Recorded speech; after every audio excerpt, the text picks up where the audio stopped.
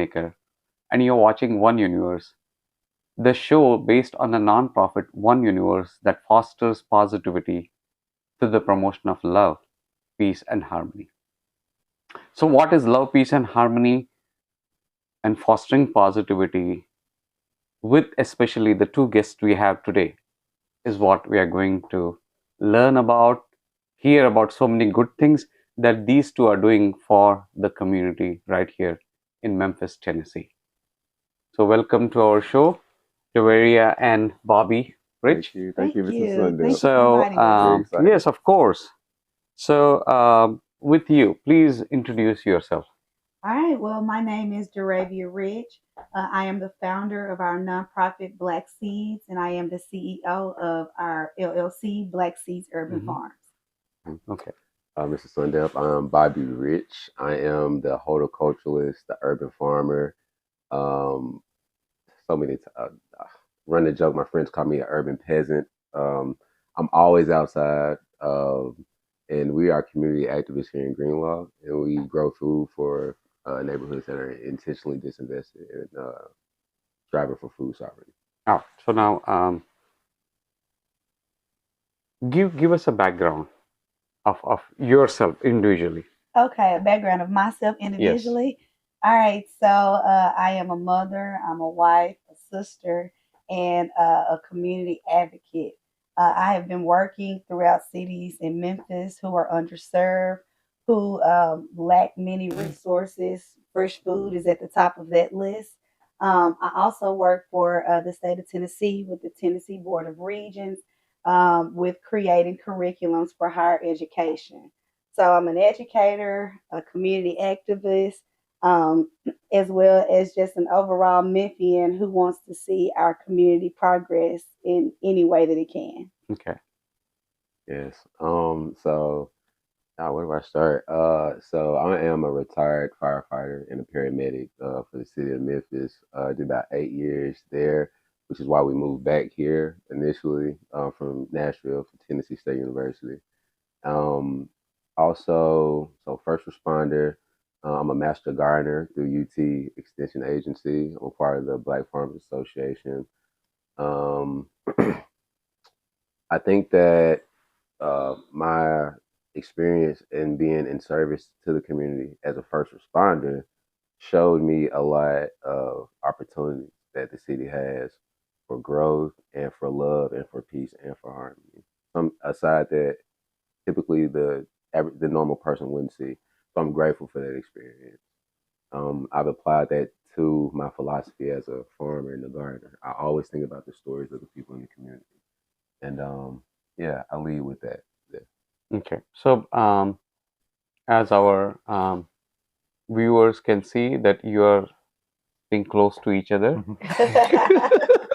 because you're husband and wife, Yes. Yes, we are. and you have a daughter. hmm How old is she? So we have a daughter who's 8 years old. Her name is Koi. She's in the third grade, and she is multi-talented. She is a dancer, performer. She loves to read, and she really loves being outside in the garden with us too. Yeah, she's a Very future nice. Tony Award. All right. Okay. Good. Good. Good. Very Hopefully. nice. Tony winner. Very nice. Mhm. Good. Good.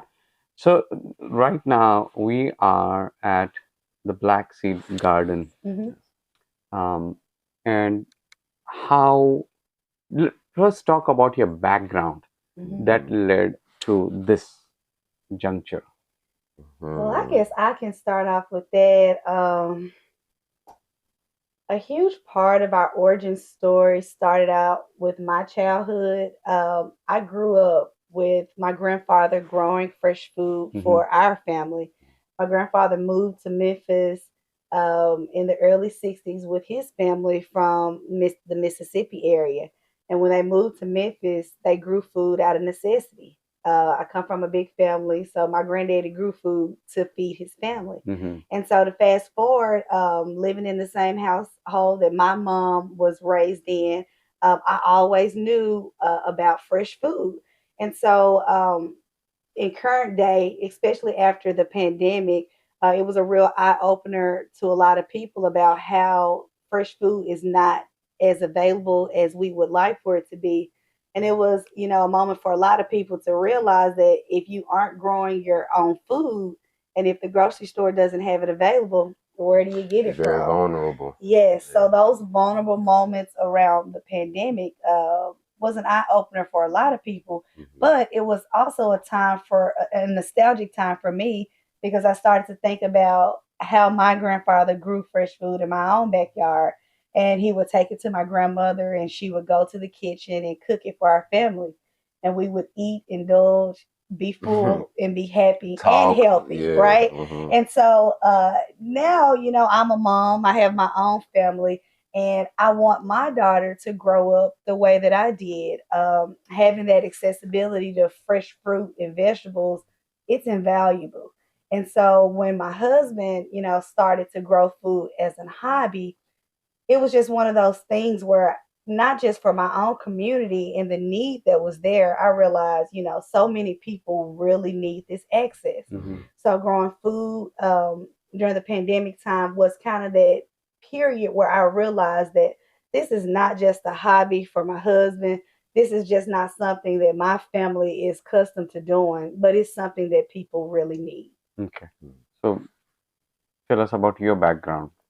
Okay, so this is Sunday. All right, so my wife's family, first of all, she is the granddaughter of Mr. and Mrs. Freeman.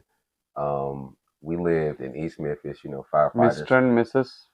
Freeman. Mr. and Mrs. Robert Freeman. Those are my Okay. grandparents' names. Okay, I was wondering if it was Morgan. Yeah. They might be cousins. You never know, Mr. Sudden. It's history is a crazy place. But her family, by the grace of her family, I was shown how agriculture was through her uncles narrating, like how it was when they seen their father, her grandfather, teach them hand over fist how to broadcast collard green seeds this way. And so I'm getting taught at UT, and I'm learning all these formal regenerative practices, right? And then I go to the house in South Memphis, to her inherited home, where she has all these keystone memories of tripping over. And as I'm excavating the backyard, all these memories are coming back for her and her aunts and her uncles because this is where they played at. And so I started to be tethered to those memories, even though I wasn't there when they were happening. I was invested in to revitalizing the space. And so that same passion that I have for the backyard, with history, with my education of history, with my education of agriculture, and my education of botany, I mix all, and this was really coming to surface when we had all these extrajudicial killings of these unarmed Black people, about 3 or 4 years ago, when I was at the fire station as a first responder, learning about, the why plants are rare, like why we can't find seeds or why plants are just not where they should be, and also sensing or seeing the devalue in the Black body, in the Black woman, in the indigenous woman, in the LGBT. All this stuff was kind of like a part of the same spirit, right? Like why we couldn't access food, why people weren't being treated fairly, why the systems were starting to kind of feel like they were falling apart. I was in the fire station, and all these things were kind of coming together as a perfect storm. And my response to that was, okay, as a Black man here in America, I'm an indigenous man too, but I'm from somewhere else. So even my role here is different. So how do I find out how to engage with where I am now?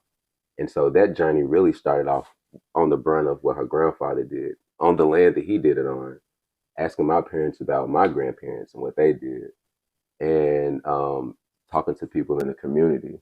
And so I tried to, uh, through agriculture, I try to solve other things because I feel like they're all kind of tethered together. I'm just trying to make a difference through land ownership and repossessing. So tell me about, you mentioned you're indigenous, so how? Tell me. Yeah, so okay, this is great. Most of uh, my seat, the people who taught me about regenerative practices here, when I started off, it was at UT. One day I was at the river and I was at the mound by the metal museum. It's like a big old mound that looks over the Mississippi River. Mm-hmm. I was walking down from there one day and there was a family over to the side of the picnic table. And they said, "Do you know what that is?"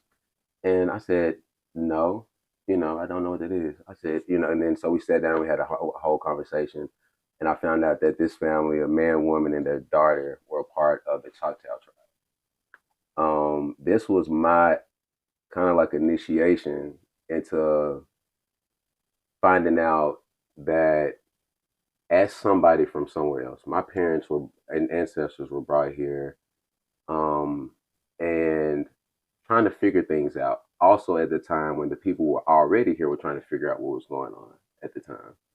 And so, through their grace, and they extended me that, they teach me how, sunflowers and squash and zucchini can be grown together in the Three Sisters technique. Through UT, this is called plant or crop interplanting. Um, there's no New York Times word that they have for this. They're just doing it because it makes sense, Mm-hmm. right? And there's a sense of gratitude when you figure out that these procedures and practices that are very popular right now didn't just fall out the sky, but somebody did a lot of work. They did a lot of management, right? And they did a lot of Trial record and error. keeping and a lot of trial and error to arrive at these practices, right? Burning the forest. Nutrients get locked up when you don't do that, right? And so now we use that as a practice, but we don't really make the original authors of these practices visible. Okay, so what about the burning of the forest?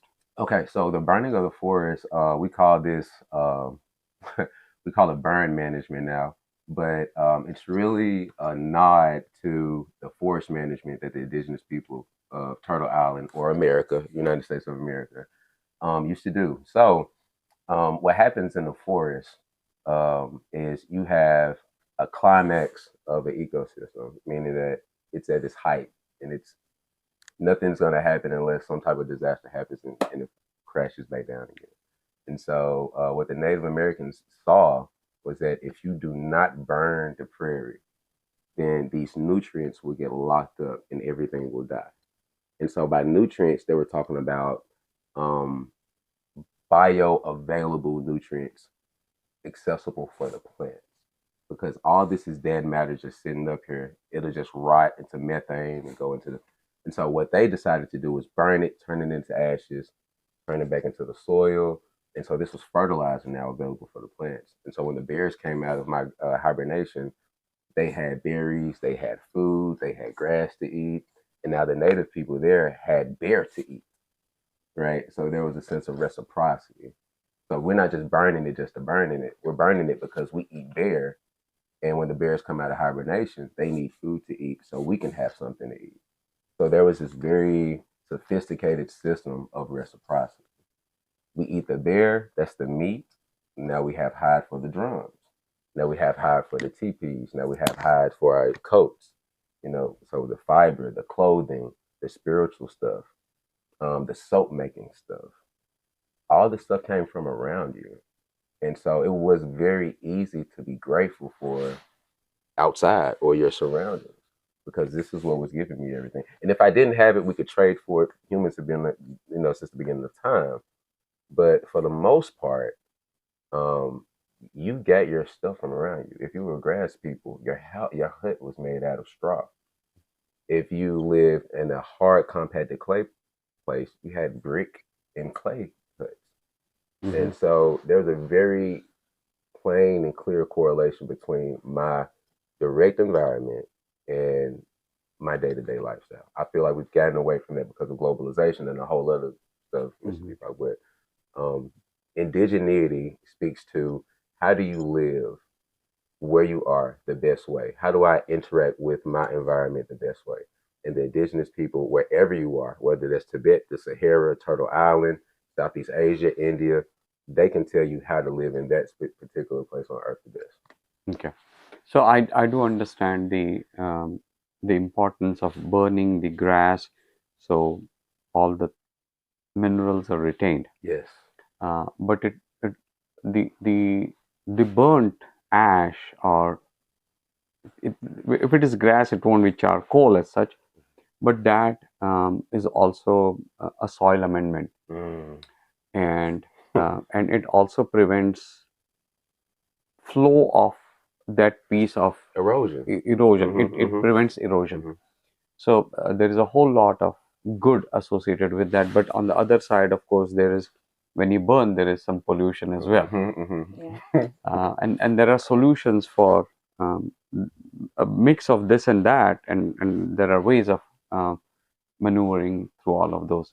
But having known about both of your backgrounds, how, as individuals, I want to ask, what was it that attracted you to him? Hmm. What attracted me to Bobby? Mm-hmm. It's getting good. Well, I probably would say first was his, golden heart. He has a pure heart, beautiful spirit, as you can see. He's very knowledgeable about a lot of different things. So, just his authenticity, just being an authentic, true person, is what attracted to me. And of course, he is handsome and he's a good friend. We started off as friends We did. and we would have good conversations with each other. I enjoy spending time with him. We knew each other in high school. Oh, okay. We did, but we didn't actually start dating until we were in college off at Tennessee State University. Big Blue. And Big Blue. And we, started a That's in friendship. Nashville. It's in in Nashville. Nashville, Mhm. yes. We lived in Nashville for a very long From time. 2005 to 2015. Yeah, we It's lived about there really almost 11 11 years. yeah. So staying away from family helped you get or fall for him, huh? That's a dynamic I never thought about. Yeah, staying away from family, living in Nashville for that amount of time definitely blossomed me, and it was a great period stepping into adulthood. So his being a good friend and showing me who he was, his true self, is what attracted me to want to date. And we started dating our freshman year in college, and we've been together since. Okay, how about you? What would you like to say about her? I was leaving. This was probably like 2004. I was at White Station. Oh God, Bobby! I And don't know what you're gonna say. I was playing baseball. She was a cheerleader for basketball, football, all that stuff. Oh, And so wow. I was leaving through. Nice. Yeah, I was leaving from like the weight room from in the auditorium, and I knew it was a basketball game going on. So I was kind of making my way to the parking lot, and I saw it was a game going on, and there was a cheerleader like on the other side of the court. And I'm like, man, who is that? Because I'd never seen her before. We're two different schools, and so as a sidebar, she had two close cousins that are twins that went to school with me at my school. Mm-hmm. And so we kind of had mutual friends that we didn't know about. And so, long story short, I went out of my way to walk past her. My car was literally on the other side of the auditorium. So I went out of my way to walk her way just so I can like make some type of like Eye contact. Yeah, this thing like you already know this story. Yeah, so I mean, I'm putting it in a very mild way. Yeah. thank you for the grace. Thank you. And so here he comes with his baseball my uniform baseball on, gear, coming in from the cheerleaders, interrupting the game. Yeah, interrupting the game. Just trying What to is make he myself seen. And so fast forward, we ended up going to Tennessee State together. We had no clue we were going to be there. Mm-hmm. And I saw her. She was talking to some friends, and then we talked, and then we ended up having a conversation. And we became friends. And then we just became friends. And and then it was. And then it spiraled into different. But we had as our freshman year went on. We had so many mutual friends. We shared a lot of because we grew up together, kind of like leaving high school, going straight into college. We were kind of always around each other. Yeah. My twin cousins, introduced us, and so I knew him from them. But nobody could believe it. They were like, they took classes together, and so when I knew him, when I saw him in college, I already knew him. I was familiar with who he was. And, everybody knows that Bobby is a good guy. That's a reputation that, he's holds strong. And the girls too. Yeah. And the girls too, I guess. I guess, okay.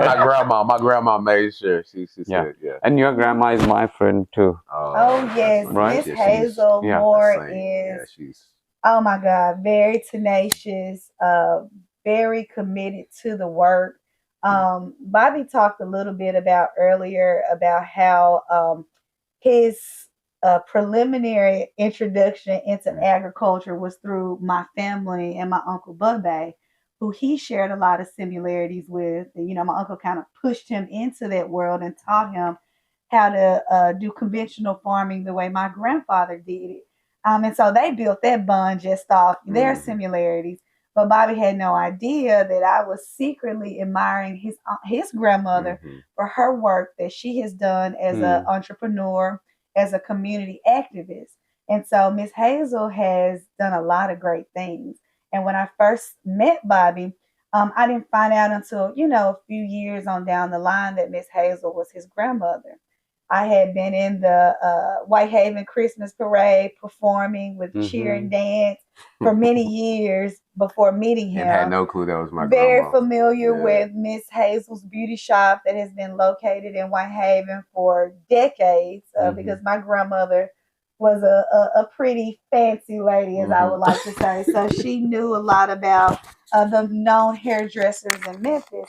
And so when I started dating him and realized that was his grandmother, I was like, okay. He comes from good stock, as we like to say. And then I met his mother and his father, and I love his mom so much. We have a lot of similarities. So meeting his mom and his grandmother, it made a lot of sense as to why Bobby is as sweet as he is, because he does come from good stock. And his grandmother does amazing things in the community. She was doing it then and still current day. Okay, so just for the benefit of our listeners, I want to say that Miss Hazel Moore is so much involved in the community that she is called the mayor of Whitehaven. Oh, yes. Right? Yes. She has the parade every year. And I had to reach out to her 10, 20 different times so that you could return my call. So, get him, Mr. Sundew. I deserve a good whooping every time. One thing about it, Miss Sundip, if you ask you don't have to go far to find out that whoever raised me right, because they definitely aren't. They don't run away from saying, we're very. We believe in the real sense of a community. The fact that when I was walking home, somebody knew my mama and my daddy, and they could say, "Boy, get on that sidewalk. Yeah. Get out the street. I know your mama. I know your daddy. Yeah. Go straight to school. I know your grandmama.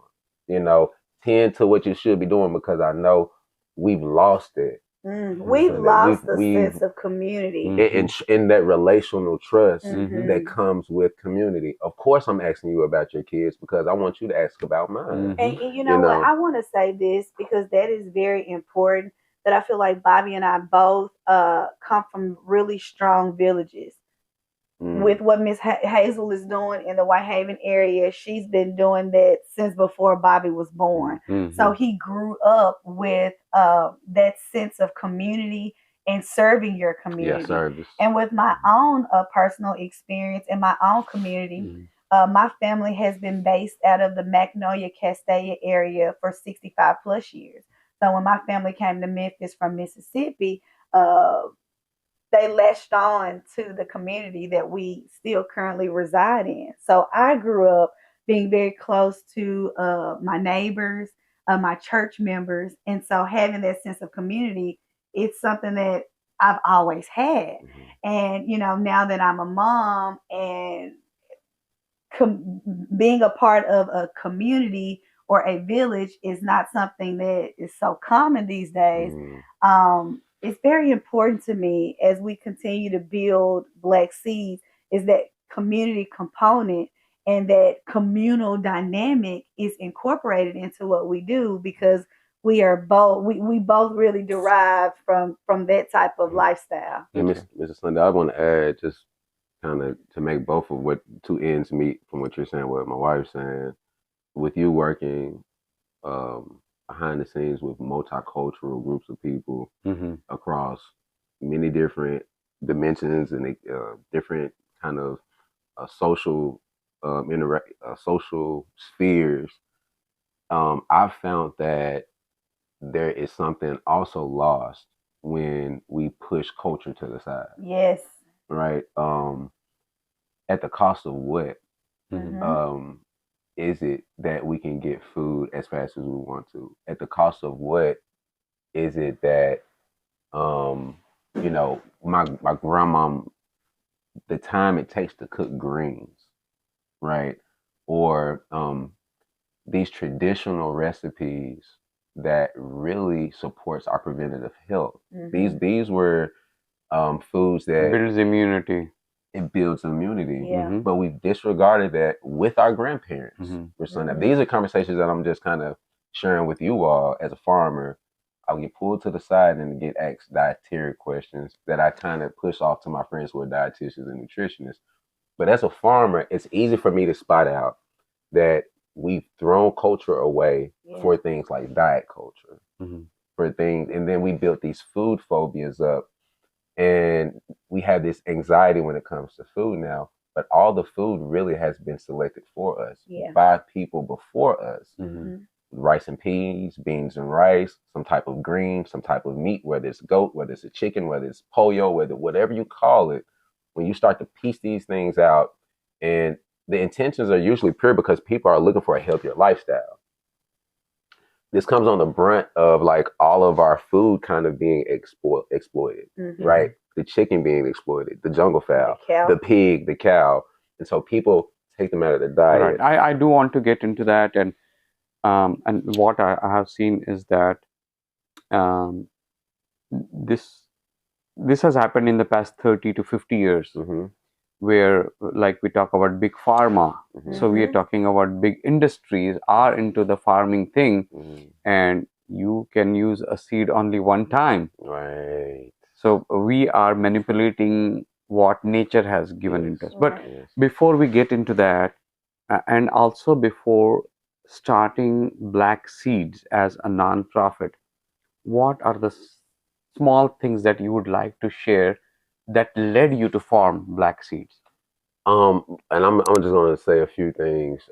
Outside of like your grandfather doing this stuff in his backyard, and me coming home from work What led with to this? with my coworkers and figuring out like this is a therapeutic place for us to talk about bad cause. Like we started layering all the things that green spaces do. It's not just a food where I'm taking collards into here so her aunts can pick, which was a beautiful devotional ceremony thing. But this space is providing a therapeutic space for me and my coworkers to talk about traumatic cause.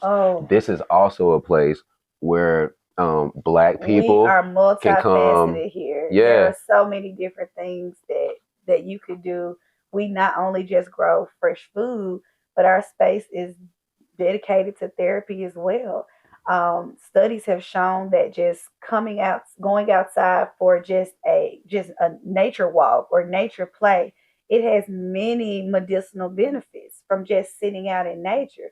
So that is a huge component of Black Seeds, the therapy side. We've had, people come out here and just release emotionally. Then we have our ag education, teaching our young children as well as older adults about the benefits of healthy eating and healthy diets. And then also, this place is a communal space.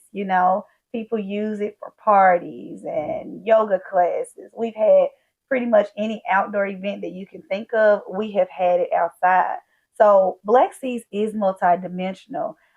It's holistic, and so we want to bring the aspects of just anything holistic to what we do. And just to kind of, because off camera, somebody just popped in with some elderberry tarts. I'm glad they brought 3. I don't know how she know Mr. Sundep was here, but she brought 3 for all of us. But that is something, that whole interaction cannot be purchased. And that whole interaction cannot be turned into an economic opportunity for somebody to come and say, I can buy that from you. You can't do that. That is something that just comes from being in relationship to people. The things that she made, the things that my grandmama used to make me, the things your grandmama probably used to make you, most of the time were just little expressions of love from something left over, from something that they were already doing. That's culture, that's community, that's relationships. But that's all a part of agriculture. Right. And it is very well said. It takes a village. It takes a village for sure. So when the community comes together, it's Magic so happens. many, so many things. So it's this energy, that energy, and the culmination of that energy is greater than some of those energies, and that becomes synergy. Yes, Mhm. man. Absolutely. Yes. Right. Beautiful. And that synergy, when we say that it takes a village, it really does take a village. And because of that aspect, and we becoming individualistic, the bigger family is growing into now smaller, Yes. smaller, Yes. smaller families. Silos is what I Right? call Yeah, Yeah. correct. And the fact is that then when you're raising that kid, now what we are raising are individuals who lack all of that input from the entire community. Mhm. And that is why today, with so we have, apart from just having just independent families, there are other issues associated with what we have: lack of fund, lack of finances, and lack of father figure in our Yeah. in the lives of all the children. There are so many aspects that are now bringing us to a place where the children are not growing with somebody that they can look up to. Yeah. But what you guys are doing, using agriculture, and we are in the heart of the city. We are. We So are. this is an Part of urban the farm. town. It is about 0.4 acres, Yes, sir. right? And what you're doing is that you're using that as a base for people to connect. Sure. That hence one of our taglines, putting the commune back into community. Mhm. People don't commune anymore. Mhm. Families don't even commune around dinner tables anymore. So And my family, that's that we cultural still absence. do that current day. You know, my grandparents, you know, who were the matriarch and patriarch of our family, taught us to sit down at the table, say your grace, and eat together. Families don't do that anymore. And so with Black Seeds, we try to allow people to come to our space to get that, you know, being able to commune, being able to talk to your neighbor. You know, I've been to communities where, you know, people have lived in their house for 20, 30 years and they don't even know their neighbor's name. And I find that, you know, That's like that's very displaced, right? And so with Black Seeds, we want people to understand that, you know, this is a community. We are located right here in the Greenlaw community, the heart of Uptown, and we are promoting real communities. So we want our neighbors to come over here and pick fresh food. We ask our neighbors to come and sit and chat with us in the garden because we created this space for them. And throughout Memphis, we don't have a lot of those spaces where you could come and have a good time with your friends, and the day after that, bring your family. You know, so we want to create spaces for all to enjoy, no matter your age or your background. See, I think me and Derravia, they call us. We have a nickname. They call us some of our nieces and nephews. What is our nickname? I'm talking about in our internal family, like close folks. They'll call us like the bougie uncle and bougie auntie, because they feel like, you know, if they can't get it nowhere else, they can come to Auntie Derravia, and they can, and you know, they can get the nice things. The good things, but you know that's a part of our culture. And then, you know, if you don't have a bougie auntie uncle, you can be your own bougie auntie uncle to show that you also deserve nice things. You deserve to get the good things. But what that made me think about is that at the base of all the bougie things that I like, or you know, the foundation of those things is time. It's not about what nobody else thinks about my things. It's not what somebody cares about it. It's the time. If you think about cashmere, and you think about the time that it took somebody's hands to make something so subtle and nice, that's time. Cooking collard greens takes 3 or 4 hours. You need a crock pot now because we have such a busy life. We have to go off and do other things, but we don't have the time to invest into communing. You say putting the commune back in community. How so? How could you do that if you're getting pulled? That goes back to that village. Everybody is living this fast life. Nobody wants to cook for the family. Nobody wants to watch the children. So guess what? Here come the salads, and here come the collard green wrap. You know, you have to cook a collard green. But since we're always on the go, and I'm leaving somewhere, I gotta go somewhere, I gotta get it and eat it right now on the go. Well, yeah, go to KFC. Yeah, I gotta go to KFC. go the through the whole drive-through window. there's Yeah. no. Get I fast. was talking to my And African friend eating about fast this. too. I think Yeah. that's so weird that people eat fast nowadays. Mhm. Like, But it's no, slow down. we've succumbed to capitalism in such a way that they have to keep the grind grinding. Mhm. And for them to do that, they have to keep us coming back to them. But what culture says, what tradition says is that you don't need all this random stuff, Yeah. right? You don't need somebody else's everything. Mm-hmm. These things have already been selected for you. Mm-hmm. Yeah, right. So, from what I know, that you are not Richie. Your name is Bobby. Yes, but I'm not rich. So, otherwise, it would be Richie Rich. Yes, right. Yes. Okay. So, however, even though your name is not Richie Rich, you are not Richie Rich. You're Bobby Rich. Yes, sir. And I see a sign over here, Rich Soil. Oh. Right. Mm-hmm. So, there is another way I can put something as a rich soul. Yes. Oh. It almost fits perfectly, doesn't it? Right. Mm-hmm. Okay. So I believe in doing your own farming. Yes. I don't, but I do believe, and I want to. Yes. And I also have reached out to so many people and said, oh, maybe you can teach me Mhm. how to do that, how to do this. But you are actually doing it. Yes, sir. So you are living that life. You are living that dream, I should say. Yes, sir. And you are making an impact in the community. So I most certainly appreciate what you're doing. What are the things that are being done in this piece of land? So here, on the point four that we're interviewing on, we have a mixture of a few different um, agricultural things. So we have So now let me also ask you, are there other locations that you have? There are. So Okay, how many locations? we have about. I'm gonna give you the. So we have properties. So we have probably about over a dozen properties, kind of in between Uptown and Smoky City. We have Okay. a few in South Memphis as well. Mhm. Activated spots, we have about 3 that are plants or trees in the ground growing, fences up. People could come in and out, and sit down, talk, pick some muscadines. But the other lots that aren't activated are going through just the Okay, when due you say diligence not process. activated, they are not converted into the gardens. Right, they're going through the And conversion. so how many are already gardens or already converted? We have 3. 3 already. Yes. Okay. Yeah. So we have Black Seeds. This is the main headquarters. Mhm. We have an annex. We'll show when we go outside behind the tiny home, Mhm. and then we have Mia's Orchard, Mhm. which is in Smoky City. It's 1119 Palmetto Cove, and it's a memorial orchard that we were donated to from Michael and Eastern Thomas's.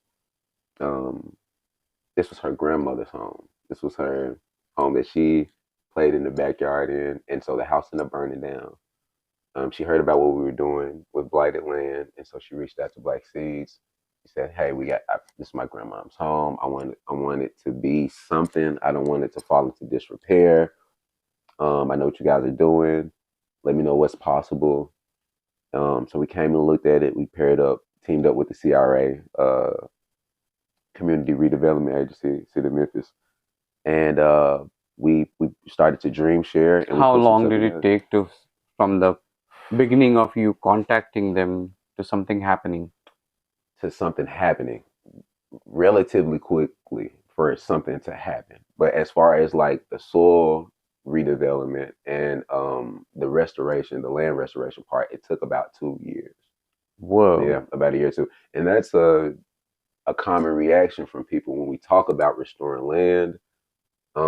If land is left to Mother Nature, it'll take probably about a couple of hundreds of thousands of years in order to bring an ecology back up to speed. With technology and with the knowledge that we have, we could speed that up into like 2 years, 3 years, right? Which still, because how convenient our world is run, it sounds like a long time, but in comparison, it's actually pretty fast. So we throw down arborist wood chips. We bring in birds, we bring in animals to kind of get that regenerative process started.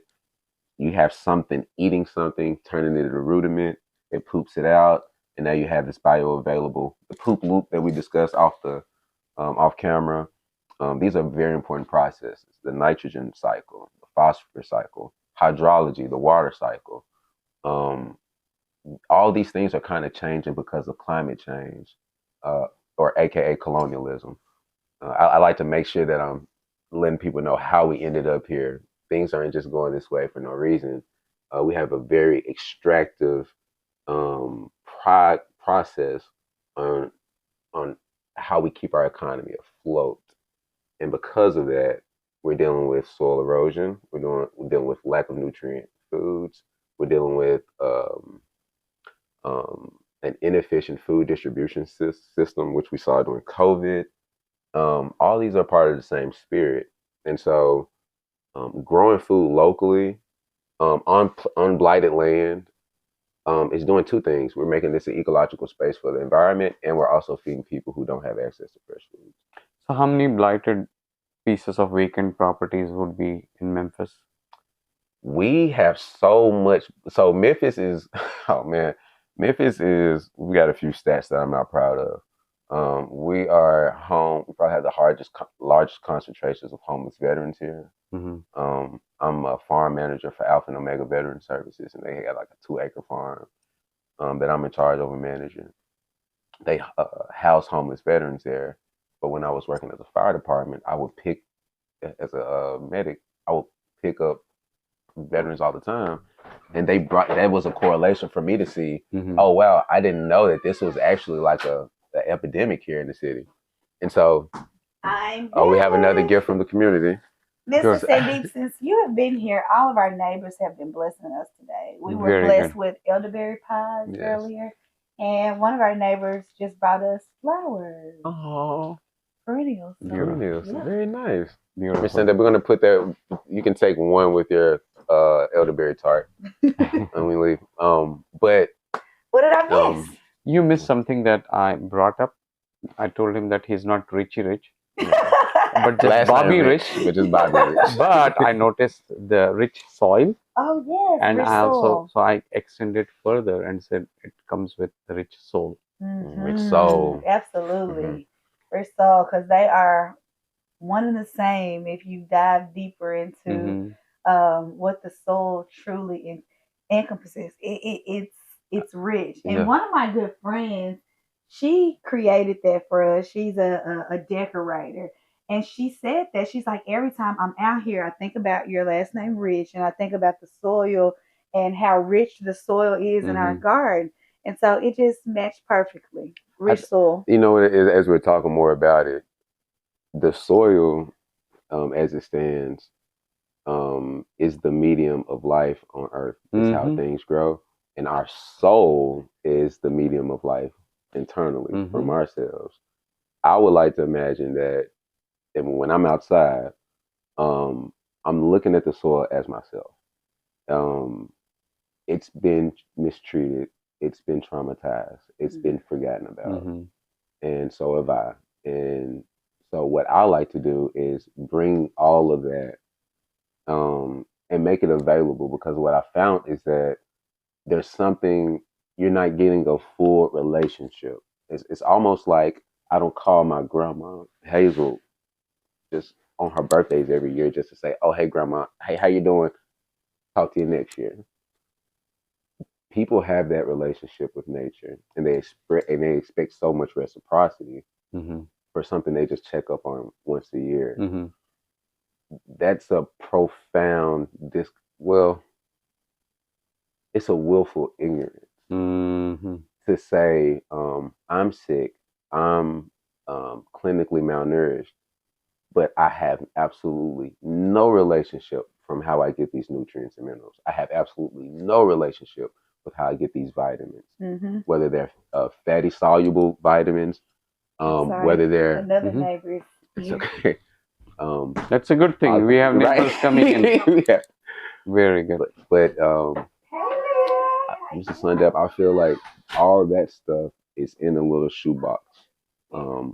of culture and tradition. And it's not meant to be disregarded when we learn new things, but it's meant for us to take the things that worked from those traditions and transcend with those things. And the things that didn't work just fall to the side, right?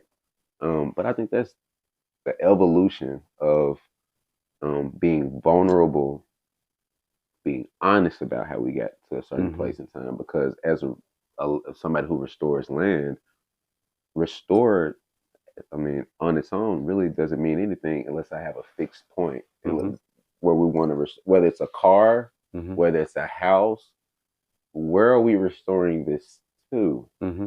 If we don't agree on that, what we'll have is a whole lot of arrogance and a whole lot of just hubris, right? But no real direction on where we're.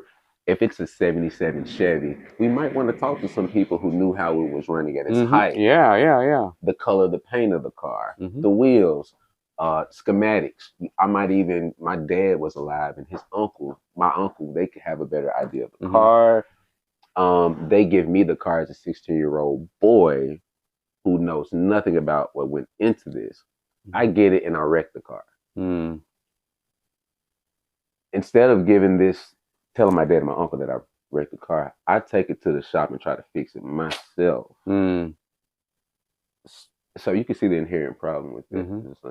So what we're dealing with right now is that we're in a situation where nobody knows about the causality of how we got here.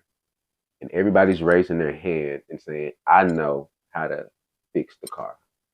How could you know? How would one know? If you haven't talked to anybody, you haven't talked to any indigenous people here. You haven't talked to, like these people just vanished and evaporated into thin air. They're still here, right? And we're guests here. This type of philosophy, it's not even a philosophy, but this type of perspective brings not just humility, but it brings gratitude. Because now I know that I can't just have the answer. That's not for me to say, oh, well, Bobby, thank you for all that. So how do we fix it? That's not for me to say. That's for us to get together and form a solution from that. So the lack of arrogance, I think, is what we need more of. Okay, and I think in this discussion, I know we have not even touched all the things that we want to talk about and let our listeners know of all the wonderful things you're doing in this garden. So I am going to say to our listeners that we are going to do a second and a third interview in Oh yes, thank you, Mr. Okay, so that we can promote all the good that you're doing. It is not only to show the good things that you are doing, but also using that to motivate others to do something in their neck of the woods. Absolutely. We tell people all the time, we're not nobody famous. That's my thing. It's like we're creating a blueprint. This is a model. We want this model to be replicated in other communities, other cities, because it is full circle. And so we're creating a blueprint for underserved communities, not just to have fresh food, but to also create that communal space that all communities desperately need. And that they can absolutely do this. They can absolutely do it, especially in disadvantaged spaces. Yes, with a little bit of humility, a little bit of direction, with a little bit of guidance, love and prayer, love, peace, and harmony. It will point you in the right, because those aren't just words. Those things point you in the direction, and as long as you're pointing in that direction, the path is fine. Whatever you come across is fine. But you're not going to even think about considering other people unless you're walking in peace, love, and you're not going to even consider that I'm in somebody else's house, and I'm moving pictures around on the wall, and they came back in from work, and now they're just like, what's. So when you have that type of realization on where I am on earth, man, it's a beautiful journey. I think when can't you state that enough. Cultivate a fresh growing space, that all of those synergies like magnetize to that. You've seen, since you've been here, Mr. Sandeep, we've had I'm about to lock the door. Walk up just to say hello, to bring food, to bring flowers to contribute to our spring But they're also growth. watching out for our property. Yes. They're also securing. See, all these things are. Yes, You know? it's full circle. Yeah, And yeah. so we want people to understand that this should not just be going on in the Greenlaw community. It's going on in We yours. want this to happen in other neighborhoods as well. Okay. So thank you for being on the show. Thank And Thank this you. is only your first time. Yes. Okay. Thank you, Mr. Thank Fleming. And you. so we are going to have them again on our show a couple of times or even more. We will next time probably go in the garden and know about all the plants, shrubs, and everything else Berries. that they have planted and how they utilize that, and again utilize even the waste. So we'll get into that as well. So until next time, have a wonderful time. And when you know that when you tune into our show, you are going to be inspired and motivated to do good things for the community. If you want to reach out, give us a call at 901-849-DEEP. That's 849-3337. Or you can also write to us at sgp97@hotmail.com. So have a great day and bye-bye.